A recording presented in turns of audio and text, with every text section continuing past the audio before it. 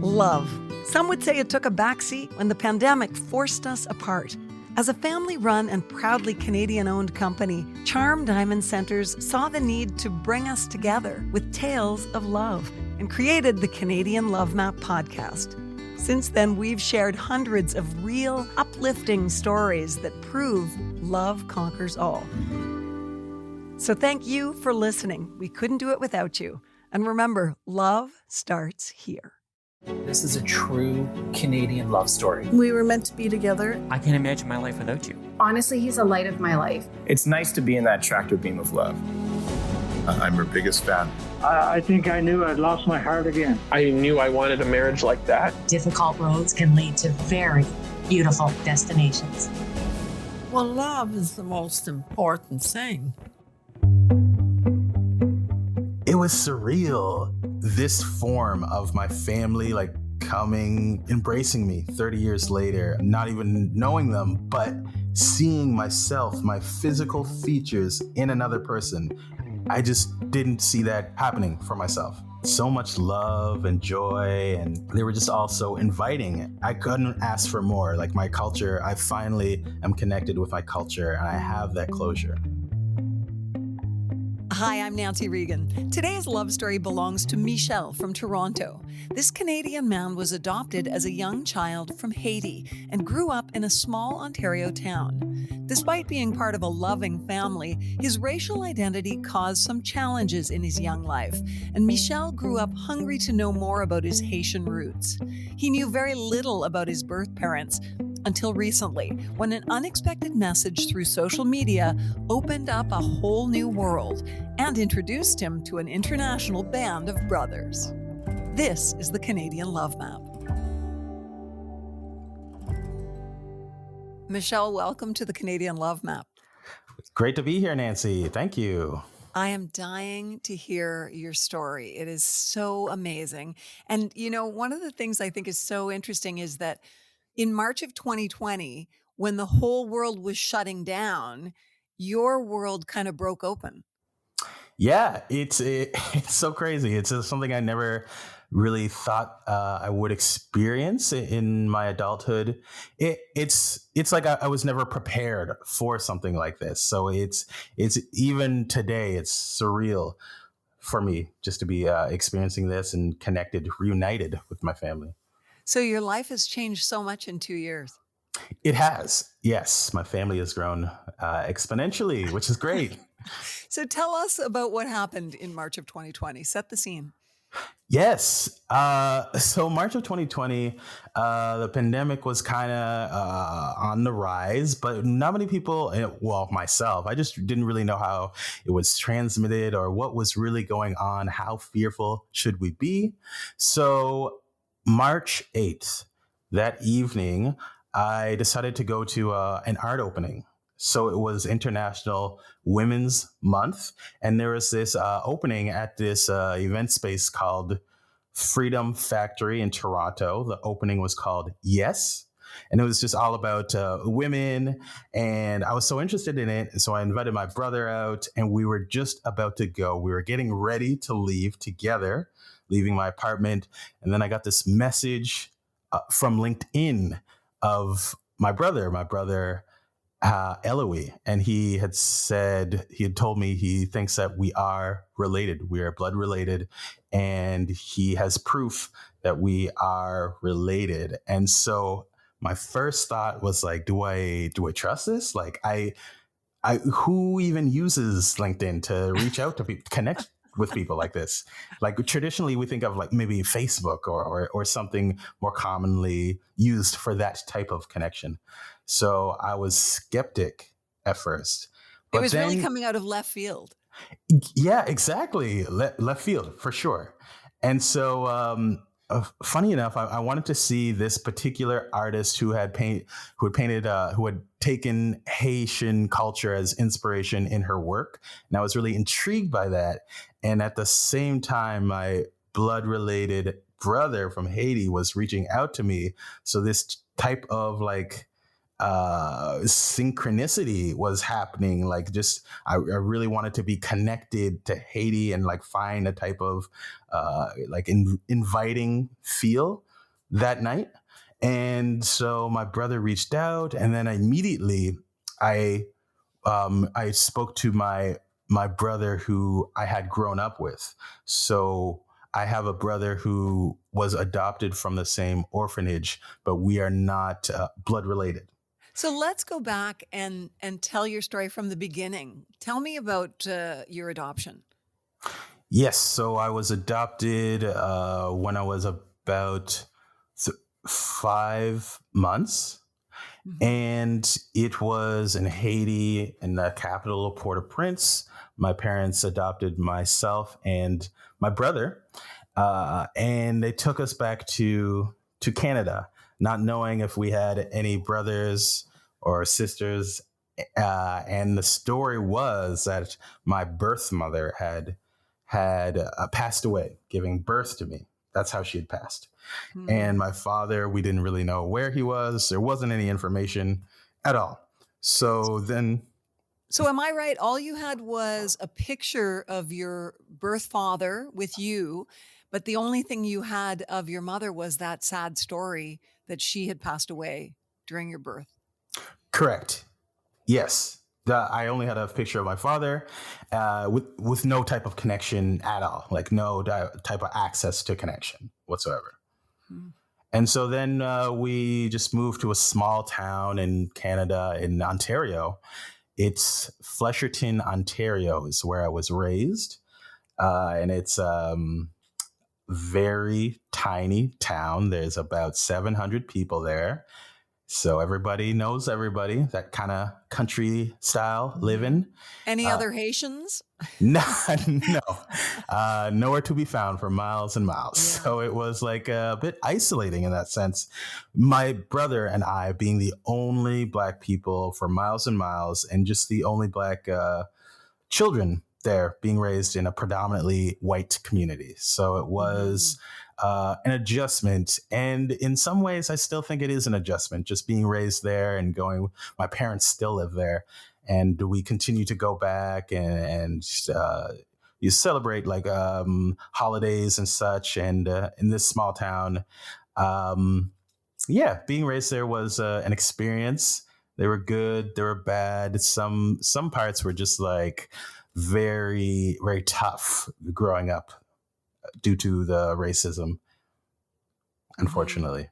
Yeah, it's the flip side. I guess with a small community, there can be a close knitness and support. But in a situation like that, if you're different than everybody else, especially in that time, I hmm can only imagine it must have been very difficult. Yes, it was tough. I mean, I'm blessed and humbled to have a brother who I could confide in, and it was just me and him, um, just on this journey of just situating ourselves and navigating through the community. And so it was great to have him by my side through thick and thin. We're still so close. He lives in the city of Toronto with me, not with like we're not roommates. I just mean he Mhm. lives very close by. We've always just been together and had a strong bond. Had you ever looked for your birth family? No, I haven't. I hadn't. No, I didn't have many resources at all. It was very tough for me to even come to terms with my mother giving birth to me and dying, like that story. Oh, And that's huge right there. I mean, that's a lot to deal with.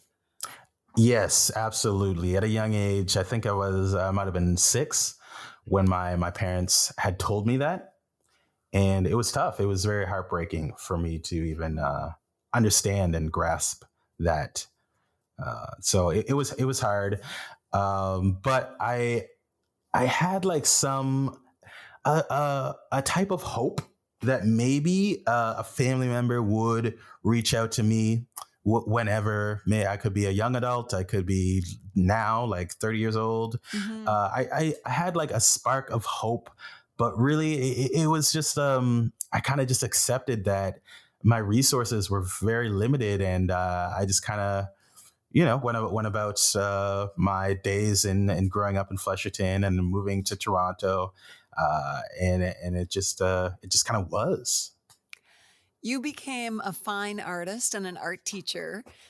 Did Haiti and the culture there have an attraction to you in terms of your art? You said that night you were going to an art show that was connected, but Mhm. was there a magnet there all along, or was that something that happened when you were older? There definitely was a magnet there all along. Growing up as a transracial adoptee, the idea of having a type of closure was always there, like a connection to my culture and my Haitian roots. And I would always hear about it every now and then in the news or outlets like that, oftentimes with a negative connotation with their culture, their politics, their religion. Right? Haitian voodoo. It was always demonized, and because it was looked at in a type of Western colonial way, Right. always negative. So I just was hungry for a positive or just a different narration of Haiti, what Haiti was. So I would always search for that and incorporate it in my work, and just try to find a type of community for myself. I needed it. Okay, so back to that night when your birth brother reached out to you. Did you think it was too good to be true? That's a good question. What was I thinking? Because you weren't gung ho right away. There was a hesitation. No, a hesitation. Yes, a hesitation. Just because of like the reaching out on LinkedIn is like, ooh, that's a little strange. But also, you're not prepared. No one is ever prepared for like a situation where your family is reaching out, a brother, a long lost relative. Like, how do you react? Like, what are the emotions or like, what are the steps you take to really confirm that this is true? And it took some convincing. Like I said, I talked to my brother who I grew up with, Jordan, and my parents, of course, just to have a type of confirmation and just really to get their opinion on the idea. And then they were completely 100% supportive. So after I had that type of support and them just saying, just give him the chance to explain himself and how he got to where he is, how and why he's reaching out to you. And so I did. With that confirmation, I just went ahead and we talked all night, Eloise and I. Unbelievable. So you didn't know that you even had a birth brother, let alone a whole slew of them. So, well, the thing is, I knew my parents had told me that I might have two brothers. So I might have a brother in New York, potentially, and France. I was always told that growing up, but it turns out I have 5 other brothers, and one is in Chile, one is in Florida, one is in Brazil, Minnesota, and Baltimore. So am I right? 5 countries and 3 languages they speak? Yeah, exactly. Yeah. This podcast is brought to you by Charm Diamond Centers, Canada's largest family-owned jewelry store. They are proud to be putting love on the map, and the staff at Charm Diamond Centers are thrilled to be a part of your love story too. So visit charmdiamondcenters.com or one of your local stores. Love starts here. How emotional was it for you to have that first long conversation with him? It was deep. It got so deep. He was patient with me. It was a lot for me to process all this information. I just never thought it would be presented to me in this form. And the most surprising thing he told me was that my mother was still alive. And just at a young age, again, my mother who adopted me telling me that she had died giving birth to me, I just kind of had to internalize that as a child and just like be okay with that. And so I had been for many years, not thinking like maybe it's not true or maybe they got the information wrong. It just was. And so when I heard that, not only heard that, he showed me a photo of her. I'd never seen her. It was just like, it rocked my world. It was incredible. Oh, I'm covered in goosebumps. Right. Yeah. Yeah, me too. It was pretty incredible. Really, seriously, a magical night. So where did it go from there? So from there, he slowly introduced to me my other brothers on Facebook. So we had all been connected via Facebook, and we have a group chat now. And then through there, the other siblings, nieces, nephews were reaching out to me, and it was great. I was so humbled by the whole experience, getting to know them all, and like some of them don't even speak English. So it was, I would have to use translator to chat with them. It was great. It was such a great experience. So enriching. Incredible. And then you actually made a trip. You were able to make a trip and meet at least some of them in person, right? Correct. Yes. So I made a trip to Florida this past holiday in December. My brother Joseph, he lives in Florida. And so most of us were able to meet. Unfortunately, not all of us. The brother in Brazil was not able to meet, as well as Chile. But the rest of the brothers, the U.S. citizens, were able to meet in Florida and connect and embrace. Most of my cousins and nephews, aunts, uncles, nieces live there as well, and I was able to meet most of them.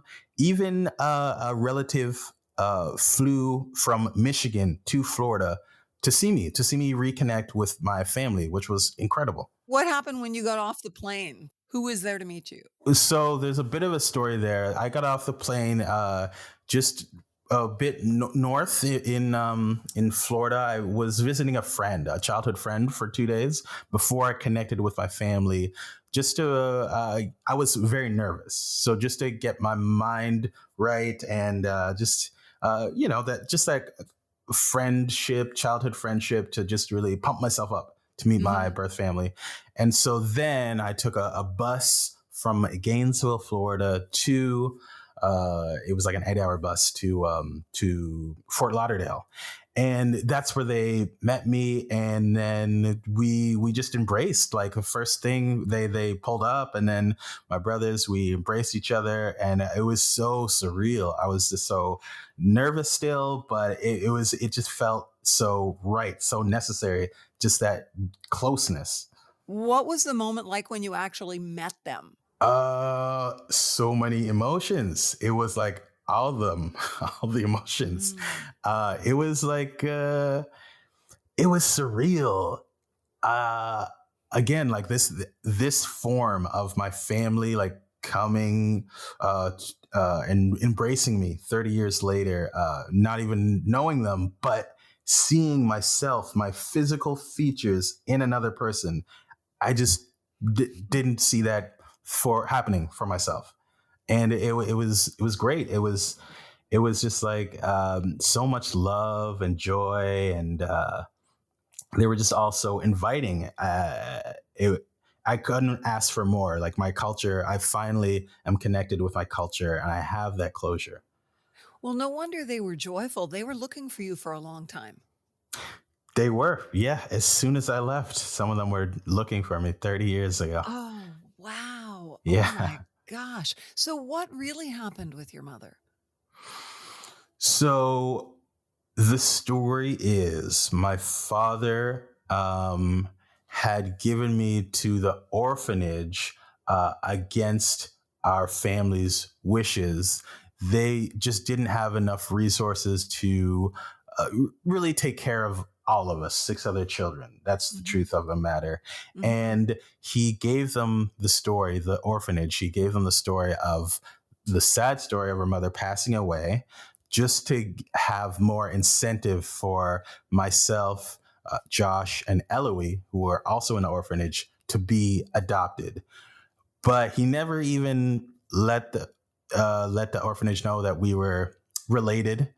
Perhaps they did know that we were related, but again, they just wanted to have that incentive for us just to be adopted and go to different homes. So you don't have to get the bundle, like the 3-pack. You just gotta, we just need to get these kids adopted, was what the story was. Oh my gosh, that's heartbreaking. Mm-hmm. Yeah. Amazing. So, were you ever able to connect with your mother? Unfortunately, no, I was not able to connect with her. I was on my trip to Florida, and then previously, my one brother, Eloy, he lives in Baltimore, and he wanted me to come back and stay with him for a few days, just to get to know each other, bonding, see Baltimore. So of course, I said yes. I need to get to know my brothers at this point. Mhm. And so I was with my brother Eloy when we heard the news, which is, it is powerful in the fact that I was with my biological brother when I heard the news. If I had come back and just was with myself, maybe I would have had different emotions, or just like if I didn't know of my brothers and this whole reuniting of them, it would have been a different feeling, a different emotion. And so I think that my mother was holding on to see us all reconnected before her passing. She was 76 years old. Oh my goodness, that is pretty powerful. And you and Eloise look quite a lot alike. We do, yeah. I think we look the most alike. Yeah, it's striking. As you say, you never expected to see your face in someone else's. No, I didn't see that coming. Yeah, I was speechless. What is it like to have this whole new sense of family? It's like a new sense of love in your life, I'm sure. Yes, it's fantastic. I couldn't ask for anything more in this point of my life. Like I couldn't. It's great meeting my brother's daughter, and I've taught her a painting class, and it was just so amazing, so beautiful, just to have that experience with her, because I love teaching children as well, and it was great just to connect with her on that level and see myself meeting her someday. It's truly a blessing. I'm so thankful. When I listen to you talk about hearing for the first time that your mother had not actually died in childbirth, I had this vision of you sort of having the foundation that you grew up with dismantled. And I wonder if you feel like this coming together of all your brothers is putting the pieces of you together in a new way. Is that a strange question? It's not. It's not a strange question at all. I do feel that a type of capacity where I never thought I would have the shared experience of being a transracial adoptee, as well as having biological brothers who have, like, two of them have like a parallel experience of me growing up in a predominantly white community, Really? and we're related. So it's something that I never thought I could share and express and just relate ever. Like I never thought I'd have the opportunity to do that, or just meaning something like of an importance to have a shared experience. So it does. I do feel a lot more full in that sense. What is next for you brothers, do you think? Next for my brothers and I, reconnecting. We still have yet to, all of us, to reconnect and just learn and grow. So that still needs to happen. And they keep saying that they want to come to my wedding. I'm single. I've just been single. They're trying to get me married. So we got to connect on that level too. Yeah, it's just we got to create these memories. And it's going to happen as soon as this pesky pandemic lets up a little bit, then we're good to go. And who would you like to have play you in the movie of your life? Because Wow. this sounds like I a love pretty this. compelling movie. None other than Denzel Washington, of course. Oh, yeah. He's a little old, maybe, but Right. but he's got the right look. He's I think handsome like you, for sure. Oh, why, thank you. Actually, I think, wow, this is great. I'm thinking of all these Black celebrities. Michael B. Jordan is a good contender. Yeah. Oof. Okay. Yeah. You better start I thinking got to about think. who's going to be in your cast and start writing Right. your screenplay because it is a Yeah. story for the ages. Yeah. No, you're right. You're really giving me some great ideas here. I'm gonna jot some notes down. This is perfect. All right. Well, listen, we are just thrilled that you chose to share your story with us on the Canadian Love Map. It is a true love story, and I'm thrilled to have met you. Thank you so, so much. Thank you, Nancy. You had some great questions. Wonderful to meet you. Wonderful to be on the podcast as well. I'm happy to share my stories. Thank you. Thanks so much for listening to the Canadian Love Map. If you love us, please subscribe and share. We'll be back next week with another love story to add to the map. This podcast is presented and made possible by Charm Diamond Centers. It's hosted by me, Nancy Regan, and is produced and distributed by Podstarter. This has been a Podstarter production.